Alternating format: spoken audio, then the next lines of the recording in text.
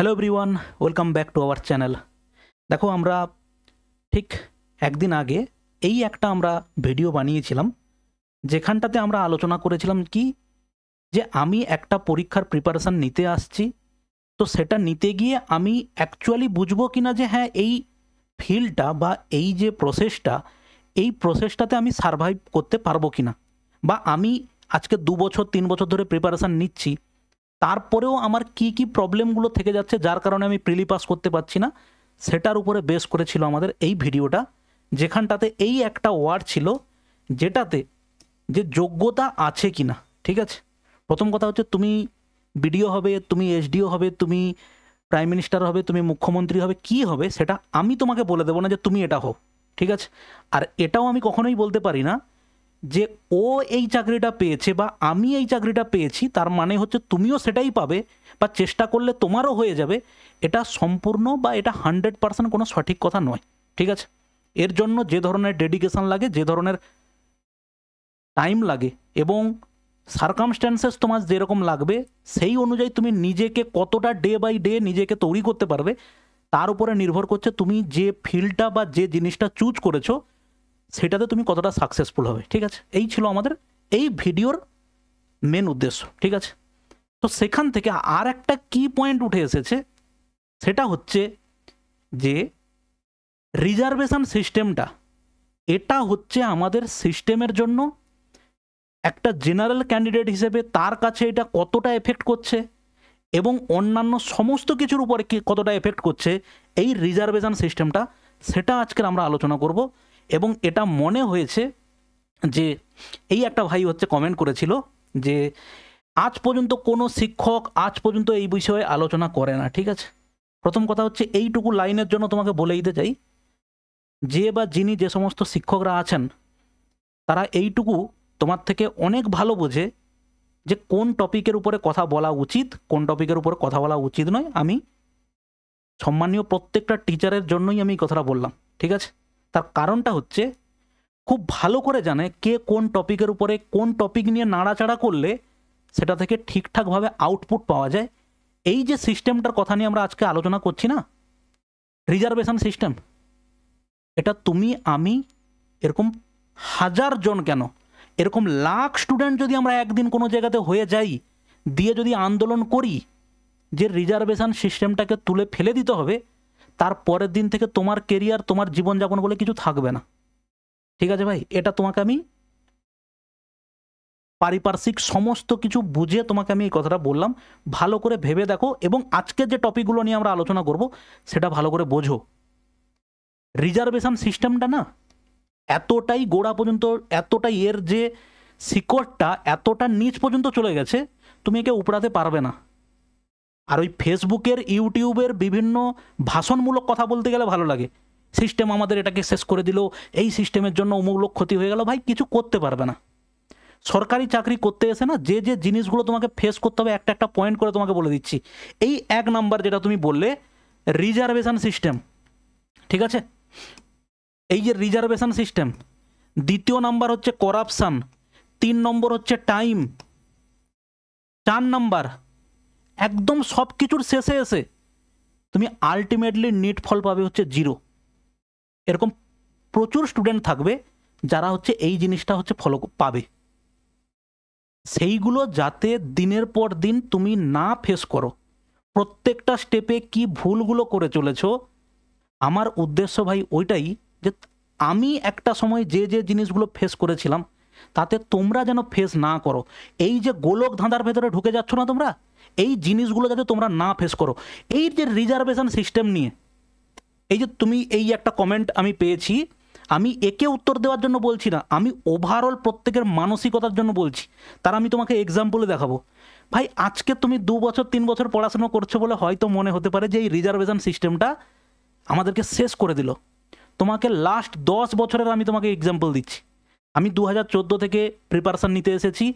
এই রিজার্ভেশন সিস্টেমের মধ্যে থেকে 1200 সিটের মধ্যে একটা পোস্ট হোল্ড করেছি, 200-র মধ্যে র্যাঙ্ক করা, 2016-র ক্লার্কশিপ ক্যান্ডিডেট, আরও একটা চাকরিতে ক্লিয়ার করেছি। এরকম অনেক পরীক্ষা আছে যেগুলোর আমি মেন দিয়েছি, ফাইনালি সিলেক্টেড হইনি, কিন্তু এরকম প্রচুর স্টুডেন্ট আছে এবং যারা আজকের সিলেক্টেড হচ্ছে তাদের মুখে ভাই এই কথাটা কোনো দিন শুনতে পাবে না যে রিজার্ভেশন সিস্টেমটা আমাকে শেষ করে দিল। সবাই জানে যে রিজার্ভেশন সিস্টেমের জন্য আমরা শেষ হচ্ছি, কিন্তু তুমি এটাকে কিছু করতে পারবে না। তোমাকে এর ভেতরে, এইগুলোর ভেতরে থেকে তোমাকে পড়াশুনো করতে হবে। তুমি সব কিছুই দেখবে, আমার থেকে কম নাম্বার পেয়ে লোকে চাকরি পেয়ে গেছে, এসসি ক্যাটাগরি, এসটি ক্যাটাগরি। তোমার কিচ্ছু করার নেই, তুমি হা উতাস করলে এখানে কিচ্ছু করা যাবে না। বেটার তোমাকে আরও বেশি পড়তে হবে এবং আরও হার্ডওয়ার্ক করে চাকরি পেতে হবে। আমার প্রত্যেকটা কথার, প্রত্যেকটা ভিডিওর তুমি একটাই মোরাল অফ দ্য স্টোরি তুমি জানতে পারবে, হার্ডওয়ার্ক করতে হবে, পড়তে হবে। এর বাইরে বিকল্প ভাই কোনো রাস্তা নেই। তুমি আমাকে যেভাবে খুশি নিতে পারো, কিন্তু তুমি ভালো করে পুরো জিনিসটাকে জাজমেন্ট করে দেখে নাও। তুমি যদি খুব চিৎকার চেঁচামেচি করি সোশ্যাল মিডিয়াতে এসে রিজার্ভেশন নিয়ে, তুমি কোনো চেঞ্জ করতে পারবে 1% চেঞ্জ করতে পারবে না, 1%ও না। বর্তমানে রিজার্ভেশন সিস্টেমের পরিস্থিতি এমন জায়গায় দাঁড়িয়ে গেছে, 100টা সিট থাকলে সেখানে জেনারেল ক্যান্ডিডেট চাকরি পাবে হার্ডলি 20 থেকে 25 জন, বা খুব বেশি হলে 30 জন। এই বাদ বাকি 70% লোকজন, এরা প্রত্যেকেই হচ্ছে রিজার্ভ ক্যাটাগরি থেকে বিলং করবে এবং এদের থেকে কম স্কোর করে ওরা চাকরি পাবে। এটাই হচ্ছে নিউ নর্মাল প্রসেস। চেঞ্জ করে দেখাও, আমি তোমার সাথে আছি। চেঞ্জ করে একবার দেখাও দেখি। যে সরকার এটাকে চেঞ্জ করার কথা বলবে, তারপর দিন ওটাকে তুলে ফেলে দেবে লোকে। করতে পারবে না, তুমি চেঞ্জ করতে পারবে না। পারবে? তাহলে বেটার হচ্ছে আমরা এই জিনিসগুলোকে তুমি তর্কাতর্কি না করে, বেটার হচ্ছে ভাই আরও পড়াশুনো করা। এর বাইরে কোনো রাস্তা নেই। তুমি যে কোনো দেখো, এই সিস্টেমের মধ্যে থেকে দেখো, একজন 2-3টে করে চাকরি করছে। একজন সিজিএল ভুবনেশ্বরে পোস্টিং আছে, সে তারপরে বছর পরীক্ষা দিয়ে মেন্স দিয়েছে কলকাতায় আসার জন্য। এরকম প্রচুর ছেলে মেয়ে আছে, প্রত্যেক বছর পরীক্ষা দিচ্ছে। কিছুজন ফ্যাসিনেশনের জন্য পরীক্ষা দিচ্ছে, কিছুজন হচ্ছে না সত্যি তাদের দরকার লোয়ার জিপি থেকে হায়ার জিপিতে যাওয়ার জন্য, গ্রেড পে থেকে হায়ার গ্রেড পেতে যাওয়ার জন্য পরীক্ষা দিচ্ছে। তারা সিলেক্ট হচ্ছে এই রিজার্ভেশন সিস্টেমের মধ্যে থেকে। কিন্তু আমি ভাবো 2 বছর 3 বছর ধরে রোগড়ে যাচ্ছি, একটা প্রিলি পাস করতে পারছি না, দোষারোপ করছি রিজার্ভেশন সিস্টেমের উপরে। আমি এটার জন্য কখনোই বলছি না যে রিজার্ভেশন সিস্টেম একদম ঠিক আছে, এটা কোনো দিনই বলবো না। তুমি যে কোনো টিচারকে গিয়ে ধরে নাও, সে কোনো দিন বলবে না যে হ্যাঁ এই 70টা ছেলে এই 30টা ছেলের থেকে কম নাম্বার পেয়েও যে সিলেক্ট হয়ে গেল, বা এখানে যে আরও 50টা ছেলে অ্যাটলিস্ট ছিল যাদের স্কোর এর থেকেও বেশি ছিল কিন্তু এ সিলেক্টেড হয়নি, এই প্রসেসটা কি স্যার ঠিক? এটা কোনো টিচারই তোমাকে বলবে না যে এই প্রসেসটা ঠিক বলে, কোনো মানুষই বলবে না। কিন্তু যখন তুমি এটা নিয়ে কথা বলা শুরু করবে, তোমাকে উপর থেকে নিচে আছাড় মেরে ফেলে দেবে লোকে। এটাই হচ্ছে সিস্টেম এবং এটা মানতে হবে। না মানতে পারবে, সারা জীবন ধরে ওই ফেসবুকে ইউটিউবে পোস্ট করে কমেন্ট করে সারা জীবন কেটে যাবে। আজ থেকে 5 বছর 10 বছর পর কী বলবে? ওই সময় রিজার্ভেশন সিস্টেমের জন্য আমি চাকরি পাইনি। কে শুনবে ভাই তোমার কথা? এই যে একটা লাইন আছে না, যোগ্যতার কথা বলতে আসবেন না আজকের দিনে দাঁড়িয়ে। ভাই যোগ্য নিজেকে প্রমাণ করতে হবে, পরিষ্কার কথা। আমি যদি বলি আমি রকেট উড়িয়ে দিতে পারি, তুমি বিশ্বাস করবে? বলো, বিশ্বাস করবে? আর আমি লোককে ভাই কেন প্রমাণ করতে যাব আমি কি পারি আমি কি পারি না? সব কিছু নির্ভর করছে আমার উপরে। আমি যেটা পারি। ও এসে আমাকে বলল তুই গাধার উপরে পা উপর দিকে করে কই দাঁড়িয়ে দেখা দেখি, আমি করতে চলে যাব নাকি? কি দরকার আছে এইসবে? আমি কেন দেখাতে যাব লোককে? এইবারে প্রিপারেশান নিয়েছি, পাইনি, পরের বারে পাবো, তারপরের বারে পাবো। তুমি কি ভাবছো যে এই পরীক্ষাটাতে তুমি সিলেক্ট হওনি বলে অন্য কোনো পরীক্ষাতে সিলেক্ট হবে না? এর থেকে অনেক বেটার পরীক্ষাতে তুমি সিলেক্ট হয়ে যাবে। এরকম প্রচুর উদাহরণ আছে ভাই। এইগুলোতে ফ্রাস্ট্রেটেড হয়েও না, ঠিক আছে? এটাই হচ্ছে আমার তোমাকে বলা। এবারে দেখো আরও হচ্ছে কি, তো এই ভাইয়ের কথা হচ্ছে কি ফালতু কথা। যাই হোক, হাজার হাজার অযোগ্য লোকজন রিজার্ভেশনের তকমা দিয়ে 50-60 করে চাকরি পেয়ে যাচ্ছে, আর তাদের থেকে 15-20 নাম্বার বেশি পেয়েও তাদের থেকে অনেক এগিয়ে থাকা ক্যাপাবল জেনারেল ক্যান্ডিডেট চাকরি পাচ্ছে না। 100% সত্যি কথা। দেখবে এক্সাম্পল দেখবে, তুমি আজকে দাঁড়িয়ে বলছো, তোমাকে আমি লাস্ট 10 বছরের উদাহরণ দিচ্ছি। দেখো সেম জিনিস। তুমি আজকের ভাবছো যে এইটা হচ্ছে সিজিএলের কাট অফ, এটা দেখার পরে খুব কষ্ট হয়েছিল।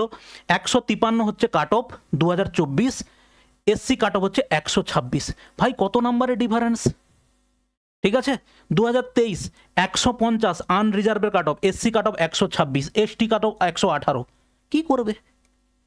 এটা রিসেন্ট ঘটনা, তোমাকে এর আগের ঘটনা বলছি। দেখো 2011, 12, 13, 15 আনরিজার্ভ ক্যাটাগরি। দেখো আনরিজার্ভ ক্যাটাগরি কিসের? এটা হচ্ছে cut off marks for non interview post, যখন হচ্ছে ইন্টারভিউ নন ইন্টারভিউর কনসেপ্ট ছিল 2016 পর্যন্ত। ঠিক আছে, দেখো আনরিজার্ভ 393, এসসি হচ্ছে দেখো 330, 60 নাম্বারের ডিফারেন্স। 397, 331, 60 নাম্বারের almost difference. ST almost 91, almost কত 7, অলমোস্ট 86 নাম্বারের ডিফারেন্স। দেখো ডিফারেন্স দেখো হয়েছে। 2013 401, 334, অলমোস্ট 60, 314। দেখে নাও এখানে দেখো 2012 313, কত 251, অলমোস্ট কত অলমোস্ট 50 থেকেও বেশি।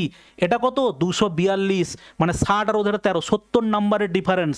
2011 315, 247, 251। ভাই হয়েছে, এটা রিসেন্ট ঘটনা নয়।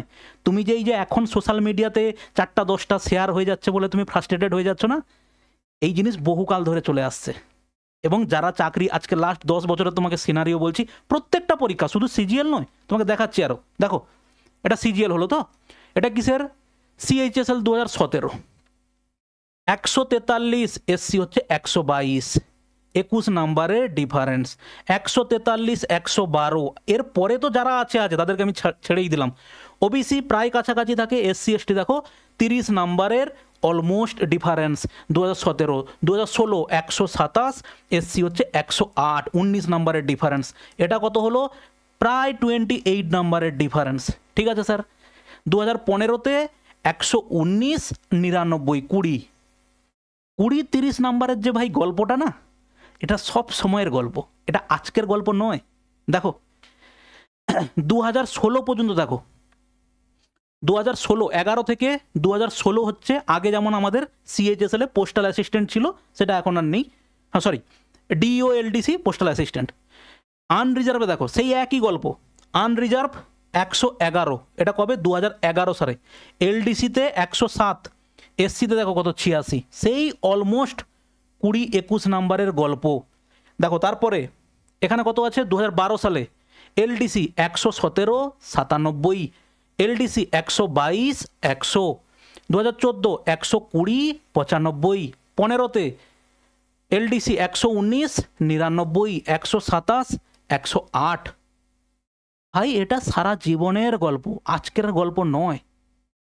অতএব তুমি এইগুলো নিয়ে মাথা ফাটিয়ে পড়ে থাকবে না, আরও নিজেকে তৈরি করে নেবে পরের পরীক্ষার জন্য।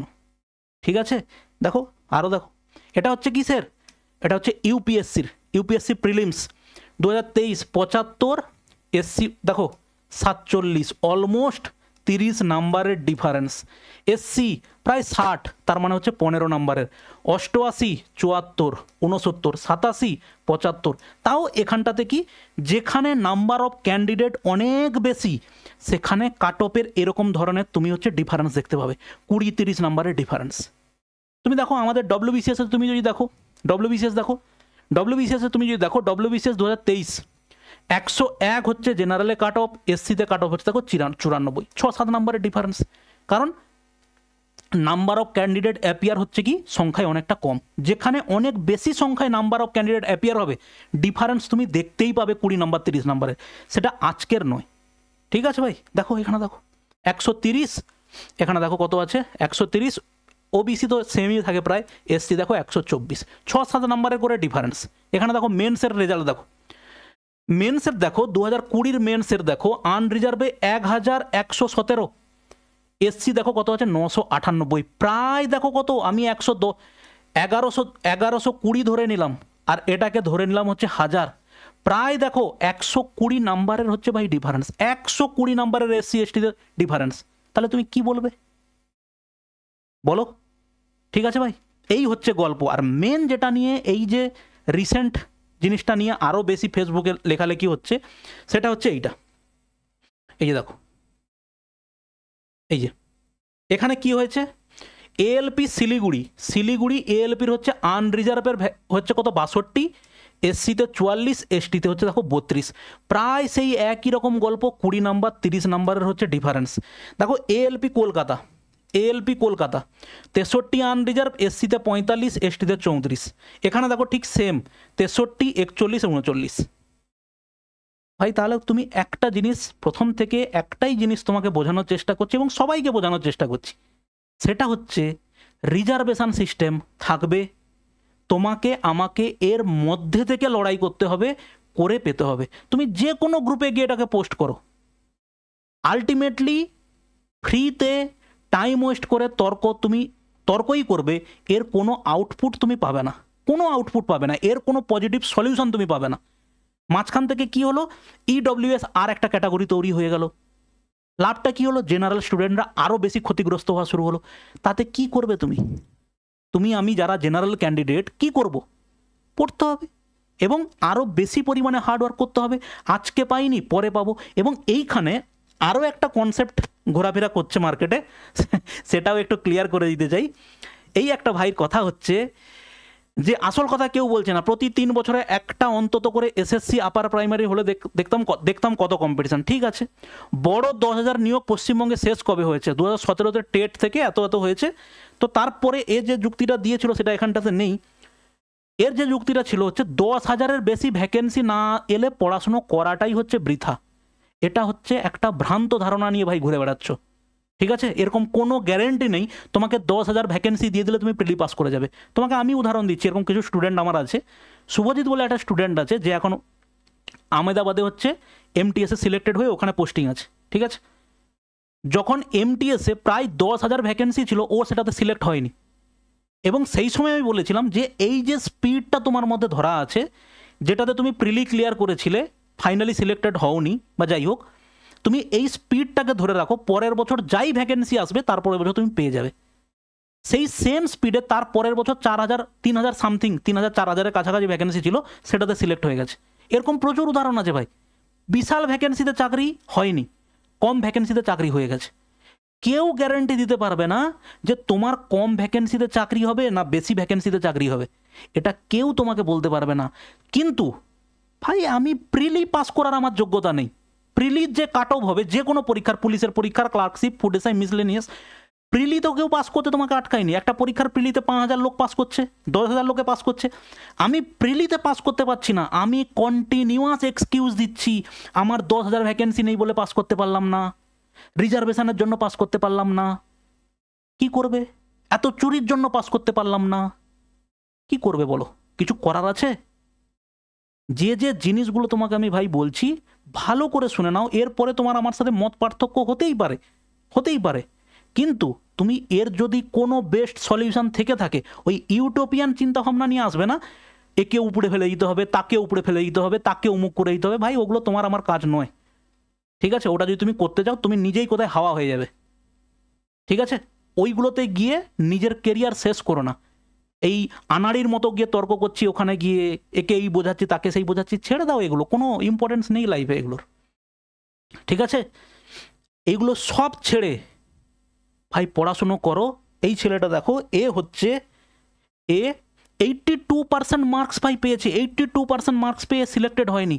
আমি তোমাকে গ্যারেন্টি দিচ্ছি এ আগামী ভাই 2025-এর একটা এসএসসির যে কোনো পরীক্ষায় এ সিলেক্টেড হবে, তোমাকে আমি গ্যারেন্টি দিচ্ছি হবে। কিন্তু আমি 10,000 ভ্যাকেন্সি নেই বলে পরীক্ষা দিচ্ছি না ভাই, এটা তো আলটিমেটলি নিজের ক্ষতি করছি।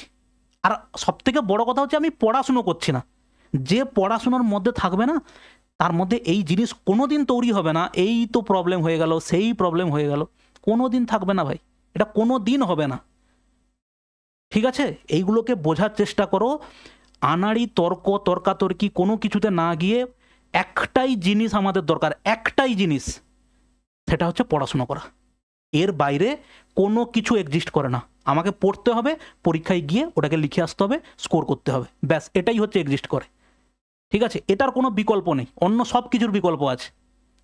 ঠিক আছে, অতএব আশা করছি যতটুকু বোঝানোর চেষ্টা করলাম, রিজার্ভেশন সিস্টেমটা আমাদের পক্ষে কতটা ক্ষতিকর সেটা সবাই জানো তোমরা, কিন্তু এটার কোনো সলিউশন নেই। ঠিক আছে, তো এইগুলো থেকে নিজেকে বাইরে রাখো, রেখে পড়াশুনোতে মন দাও, ভালো করে পড়াশুনো করো, প্রত্যেকটা জিনিসে ফোকাস হয়ে যাও, যে যে জিনিস হয়ে গেছে সেগুলোকে বারবার করে রিভিশন করো, যে যে ছোট ছোট জিনিসগুলো হয়নি সেগুলো আস্তে আস্তে রেডি করার চেষ্টা করো। এই হচ্ছে মেন জিনিস। ঠিক আছে, চলো ভালো থাকবে, দেখা হচ্ছে নেক্সট কোনো ভিডিওতে, বাই।